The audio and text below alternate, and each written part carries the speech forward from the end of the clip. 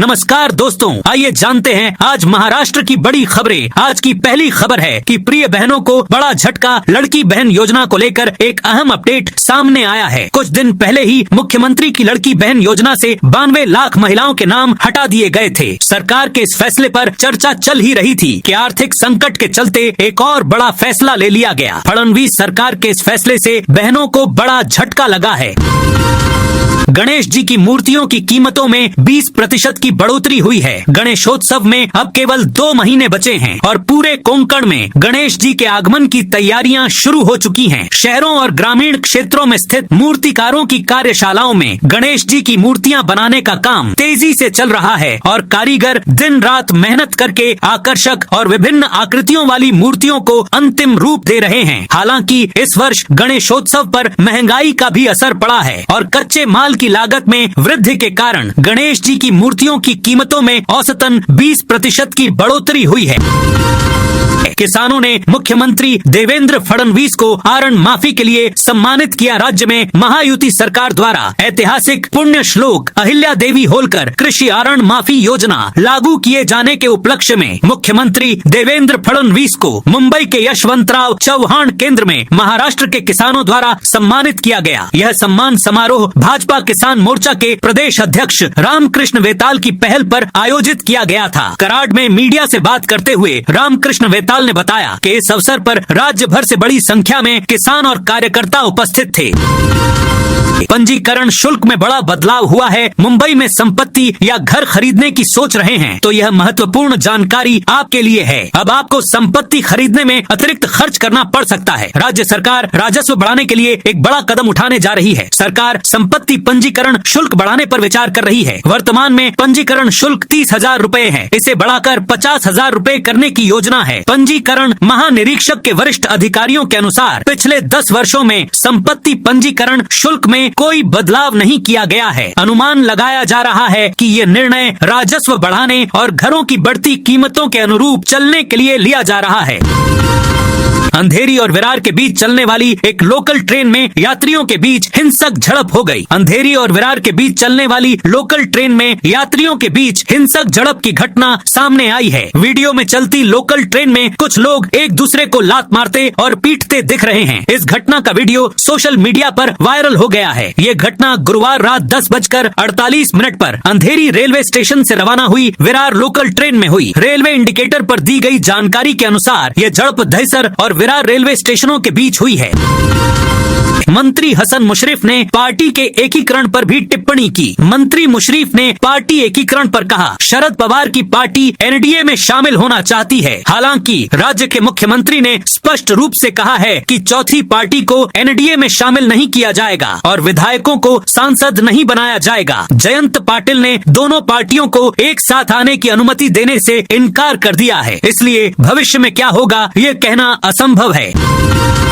महाराष्ट्र मौसम अपडेट। राज्य में मौसम में बड़ा बदलाव आया है। भारतीय मौसम विभाग ने अब बड़ी चेतावनी जारी की है। राज्य में बारिश के अनुकूल परिस्थितियां हैं। मध्य महाराष्ट्र और मराठवाड़ा में गरज और बिजली के साथ बारिश होगी। मौसम विभाग ने बारिश के लिए येलो अलर्ट जारी किया है। गरज और बिजली के साथ बारिश होगी। कल राज्य के कई हिस्सों में बारिश हुई थी। आज सुबह से ही बादल छाए हुए हैं। बिहार में समुद्र तल से 1.5 किलोमीटर की ऊंचाई पर और गुजरात तथा आसपास के क्षेत्रों में 3.1 किलोमीटर की ऊंचाई पर चक्रवाती परिसंचरण बना हुआ है। अरब सागर से लेकर महाराष्ट्र, आंध्र प्रदेश और तेलंगाना तक निम्न दबाव का क्षेत्र बन गया है। नांदेड़, लातूर, धारशिव, वाशिम, नागपुर, वर्धा, यवतमाल, चंद्रपुर और गढ़चिरौली जिलों में गरज के साथ बारिश की संभावना है।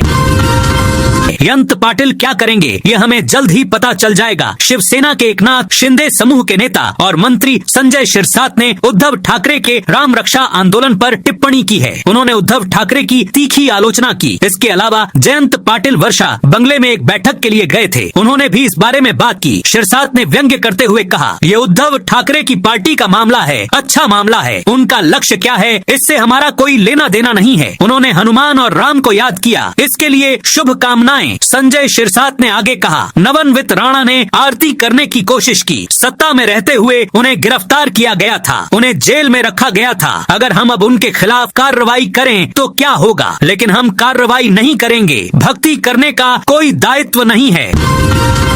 उच्च न्यायालय ने महापौर को फटकार लगाई। बॉम्बे हाई कोर्ट की औरंगाबाद बेंच ने छत्रपति संभाजी नगर की चर्चित नई जल आपूर्ति योजना के मामले में एक महत्वपूर्ण टिप्पणी करते हुए मेयर को फटकार लगाई है। कोर्ट ने कहा कि अगर योजना के बारे में कोई शिकायत करनी है तो उसे सीधे मुख्यमंत्री को नहीं बल्कि कोर्ट द्वारा नियुक्त समिति को प्रस्तुत किया जाना चाहिए। साथ ही नगर प्रशासन के वकीलों ने भी कोर्ट में माफी मांगी। इस मामले की सुनवाई गुरुवार को मुख्य न्यायाधीश रविंद्र घुगे और न्यायमूर्ति गौतम अखंड की बेंच के समक्ष हुई। SIR राज्य में SIR को 8 दिन का विस्तार दिया गया। राज्य में इस प्रक्रिया को 8 दिनों के लिए बढ़ाने का निर्णय लिया गया है। दिल्ली समेत कई राज्यों में SIR प्रक्रिया को बढ़ाने की मांग की जा रही थी। महाराष्ट्र में भी SIR प्रक्रिया को बढ़ाने की मांग उठी। इसके बाद राज्य में SIR प्रक्रिया को 8 दिनों के लिए बढ़ा दिया गया। कई पार्टियों ने बारिश और अन्य कारणों से SIR प्रक्रिया को बढ़ाने की मांग की थी। इसी के अनुरूप केंद्रीय चुनाव आयोग ने अवधि को 8 दिनों के लिए बढ़ा दिया है। रामदास कदम की सुनील तटकरे पर तीखी आलोचना। कोंकण में शिवसेना और एनसीपी के महागठबंधन के दो घटक दलों के बीच की खींचतान एक बार फिर सामने आ गई है। दोनों दलों के नेता एक दूसरे की आलोचना करने का कोई मौका नहीं छोड़ रहे हैं। अब शिंदे सेना के नेता रामदास कदम ने एनसीपी के प्रदेश अध्यक्ष सुनील तटकरे की तीखी आलोचना की है। वे रत्नागिरी के मांडनगढ़ में मीडिया से बात कर रहे थे। इस बयान का कोंकण में व्यापक प्रभाव पड़ने की संभावना है। रामदास कदम ने किन बातों की आलोचना की?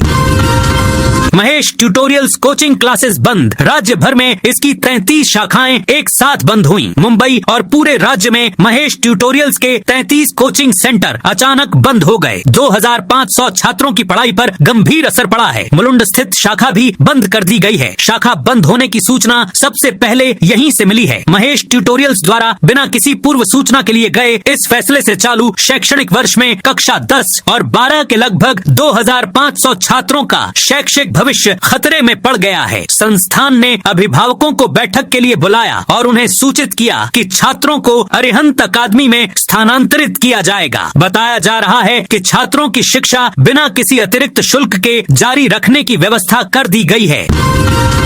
सुनील तटकरे ने कहा कि एनसीपी नेता वित्त मंत्रालय के लिए सीधे मुख्यमंत्री से मुलाकात करेंगे। अजीत पवार के निधन के बाद वित्त मंत्रालय मुख्यमंत्री देवेंद्र फडणवीस के पास है। वित्त मंत्रालय को लेकर फिलहाल कई तरह की चर्चाएं चल रही हैं। खबर है कि शिंदे राष्ट्रवादी कांग्रेस पार्टी को वित्त मंत्रालय दिए जाने के खिलाफ हैं। वित्त मंत्रालय को लेकर महायुति में काफी तनाव है। राष्ट्रवादी कांग्रेस पार्टी वित्त मंत्रालय पर अड़ी हुई है। इतना ही नहीं, एकनाथ शिंदे ने वित्त मंत्रालय को लेकर अमित शाह के सामने सीधे अपनी बात रखी। इसी बीच अब एनसीपी के अजीत पवार गुट के नेता सुनील तटकरे ने एक बड़ा बयान दिया है। सुनील तटकरे ने कहा कि हम पार्टी के शीर्ष नेता राज्य के मुख्यमंत्री देवेंद्र फडणवीस से मिलेंगे ताकि वित्त मंत्रालय हमारे पास ही रहे। हम सुनील पवार के साथ मुख्यमंत्री से मिलेंगे। एकनाथ शिंदे के बारे में बात करते हुए उन्होंने कहा कि शिंदे यह नहीं कहेंगे कि किसी पार्टी को कोई विशेष चीज न मिले।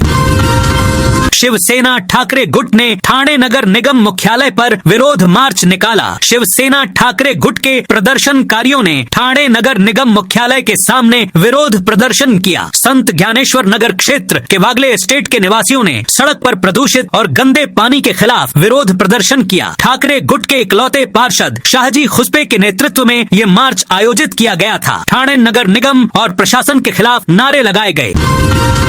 पिंपरी चिंचवड़ में 15% पानी की कटौती को लेकर बड़ा फैसला। जून में सूखे के बाद जुलाई के पहले 8 दिनों में हुई भारी बारिश के कारण पावना बांध में जल भंडार बढ़ गया था। शहर के निवासी उम्मीद कर रहे थे कि 19 जून से पिंपरी चिंचवड़ शहर में जारी 15% जल कटौती रद्द कर दी जाएगी। हालांकि पिछले 8 दिनों से बारिश न होने के कारण नगर निगम ने 15% जल कटौती का निर्णय बरकरार रखा है। पावना बांध में जल भंडार 76.49% तक पहुँच गया है, लेकिन अल नीनो का प्रभाव कम नहीं हुआ है। इसलिए जल संसाधन विभाग ने नगर निगम को निर्देश दिया है कि वह अब से जल का योजनाबद्ध और मितव्ययी उपयोग करे। तो दोस्तों, ये थी आज महाराष्ट्र की बड़ी खबरें। आप इस वीडियो को कौन से जिले से देख रहे हैं, उस जिले का नाम जरूर बताइए।